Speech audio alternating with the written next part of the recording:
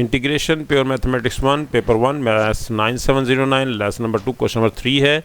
इसमें वो कह रहा है कि हमारे पास एक कर्व का हिस्सा है, पार्ट है। The diagram shows the part of the curve with equation y is equal to x square plus 1।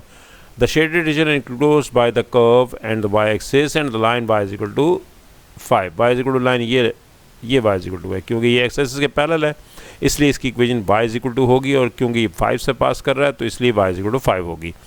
और y एक्सिस ये y एक्सिस है, ये लाइन y एक्सिस की, और curve y is equal to x square plus 1 और y is equal to 5, ये तीनों मिलकर ये शेड बना रहे हैं। और इसके बाद जब ये हम इसे रोटेट करते हैं तो रोटेट करने पर एक बाउल बनेगा और उस बाउल का हमें वॉल्यूम चाहिए। ये क्वेश्चन है हमारा, find the volume obtained by rotated 360 degree about y axis. जब हम इसको y एक्सिस पे रोटेट करेंगे कर्व को तो ये एक बाउल बनाएगा, हमें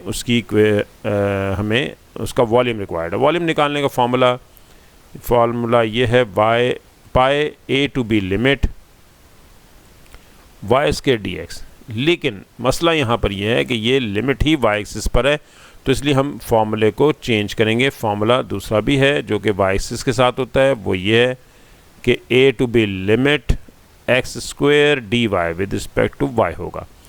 अब देखा जाए तो यहाँ पर एक्स स्क्वायर की वैल्यू निकाली जा सकती है। एक्स स्क्वायर की वैल्यू निकल सकती है यहाँ से इक्वेशन से, एक्स स्क्वायर आएगा y माइनस 1 एक्स स्क्वायर की वैल्यू हो गई, और dy के रिस्पेक्ट हम इसे इंटीग्रेट कर रहे हैं। लिमिट हमारे पास है 1 to 5, ये लिमिट हमारे पास y एक्सिस पर, y एक्सिस के ऊपर लिमिट लेंगे तो x के dy, अगर x एक्सिस पर लिमिट लेंगे तो y के dx, ये फार्मूला है। और अब हम इसे इंटीग्रेट करते हैं। y का इंटीग्रल होता है y स्क्वायर बाय 2 और -1 का इंटीग्रल y होगा, क्यों with respect to y integrate कर रहे हैं, और 1 to 5 लिमिट है इसकी। अब फार्मूला लगाएंगे upper limit minus lower limit. पहले हम लिखेंगे अपर लिमिट, जहाँ जहाँ y है वहाँ पर 5 लगाएंगे, 5 स्क्वायर बाय 2 -5, ये लग गई upper limit. Minus lower limit जहाँ जहाँ y है वहाँ पर हम 1 लगा देंगे, 1/2 -1, ये हमने upper limit minus lower limit value लगा दी है।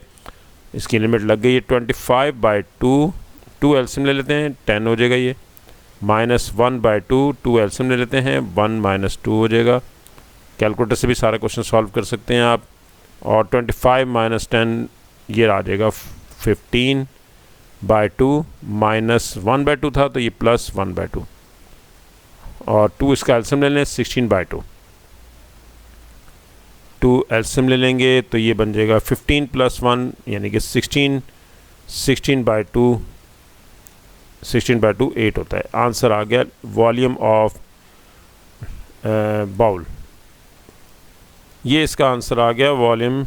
और ये था मार्च 2020 का पेपर था, और क्वेश्चन नंबर 3 और QP12 आंसर हमारे पास निकला है 8 पाई, ये आंसर है 8 पाई हमारे पास, और ये आंसर 8 पाई आपके पास निकला है। क्वेश्चन नंबर 4 में वो कह रहा है the gradient of a curve at point XY, ये कर्व है हमारे पास और उस कर्व का ग्रेडियंट हमें दे दिया है dy/dx, ये आपके पास मौजूद है 2 times x + 3 whole raised to power 1/2 - x।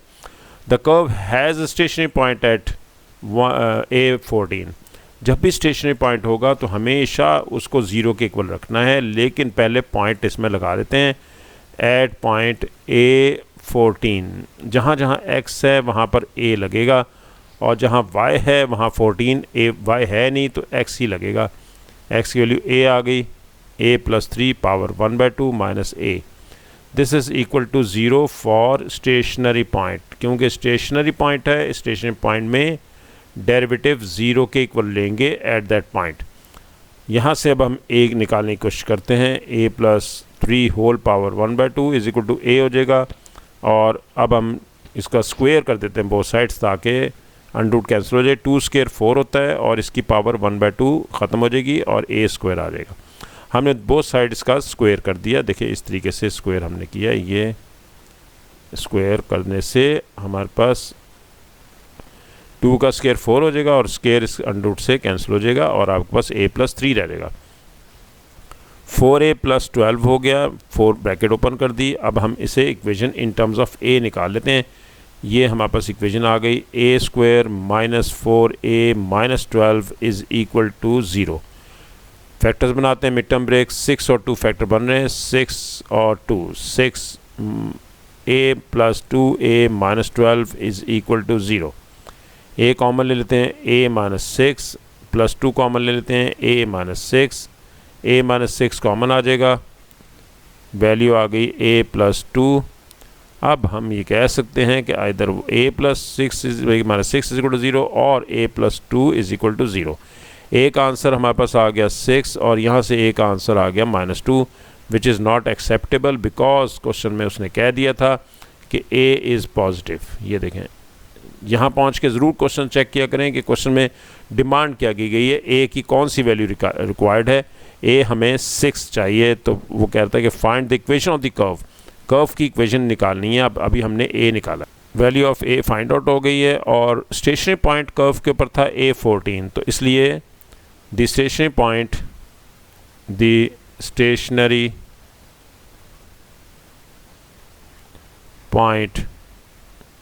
614, अब ये 614 बन गया, पहले a14 था, 614 इज ऑन द कर्व। ये हमारे पास कर्व के ऊपर निकलाया। अब हम इसे ऐसा करते हैं, क्योंकि हमें इक्वेशन ऑफ कर्व निकालनी है, तो इक्वेशन ऑफ कर्व निकालने के लिए हमेशा डेरिवेटिव को इंटीग्रेट करना होता है। dy बाई dx आपके पास गिवन है 2 times x plus 3 raise to the power 1/2 minus x। To find the equation of curve integrate both sides, और हम पहले इसको वेरिएबल को सेपरेट ही कर लेते हैं। और ये टॉपिक आप पढ़ेंगे डिफरेंशियल इक्वेशन में। डिफरेंशियल इक्वेशन अगर आपको दी हो तो उसे हम कैसे y फाइंड आउट करते हैं, ये हमने dx को राइट साइड पे ले गए, dx जब राइट साइड पे चला गया, अब हम इसे इंटीग्रेट कर देते हैं। यहाँ पर इंटीग्रेशन हम लेते हैं integral sign both side dy, इसी तरह से 2 बाहर x plus 3 raise to the power 1/2 dx minus x dx। 1 का integral with respect to y लेंगे तो y आ जाएगा 2 टाइम्स, अब विदाउट पावर देखें 1/2 को छोड़ दें, भूल जाएं, x प्लस 3 का डेरिवेटिव लें, वो 1 होता है, 1 यहाँ है, तो अगर डेरिवेटिव विदाउट पावर एग्जिस्ट करे तो पावर में 1 ऐड करेंगे और सेम पावर से हम डिवाइड करेंगे। माइनस x का integral x square by 2 plus constant of integration y 2 times x plus 3 whole raise to the power 3/2 divided by 3/2 minus x square by 2 plus c। अब curve के ऊपर हमारे पास एक point है और वो पॉइंट हमें मिल गया है, वो पॉइंट है 614। ये कर्व के जो पॉइंट है ये हम इसमें लगा देंगे ताकि हमारे पास इसमें से c की वैल्यू निकाली जा सके।